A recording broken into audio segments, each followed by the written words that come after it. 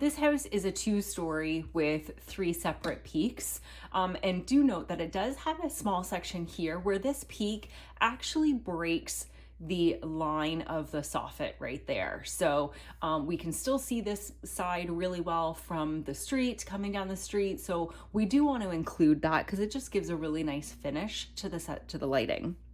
So when we start, we always want to make sure that we start by mapping out a diagram of our roof line and adding in our measurements so we know how many linear footage of lighting we need. So I've already gone ahead and done that in this case. And then we want to figure out where are we putting our controller and our power unit. And 9 times out of 10, it makes the most sense to do it at one end or the other. Because these 2 ends here line up, whereas this is a little bit staggered, to me it makes the most sense if we can put it at this end if there's an outlet there. So for the sake of this diagram, we're going to assume that there is an outlet in the soffit here that the builder had initially installed for the use of Christmas lights. So we are going to put our controller and our power supply on the soffit right next to that outlet. So from here we have our basic T that comes out, and we have our controller on one end. And because we have a 2-story house, we want to split that line of data to go into 2 runs. So we're going to add a second basic T here. Now from this basic T, we can do 1 string of lights to come to the start of this peak and run the main level.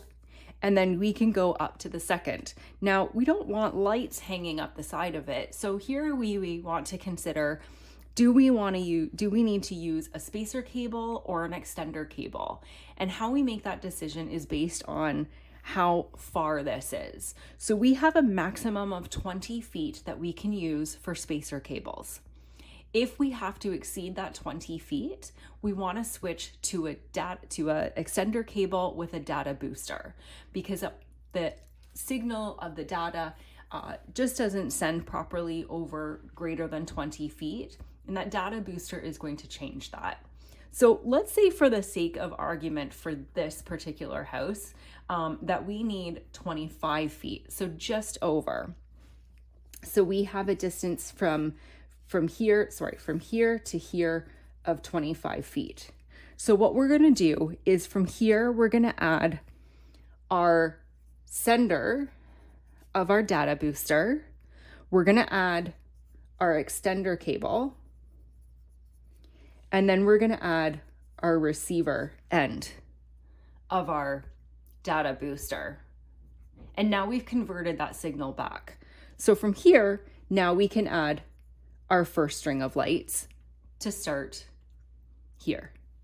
Then we can probably just use a spacer cable to go over this distance and go over that peak of the roof, because that's very unlikely that's going to exceed 20 feet. And then we can continue on our lighting as normal.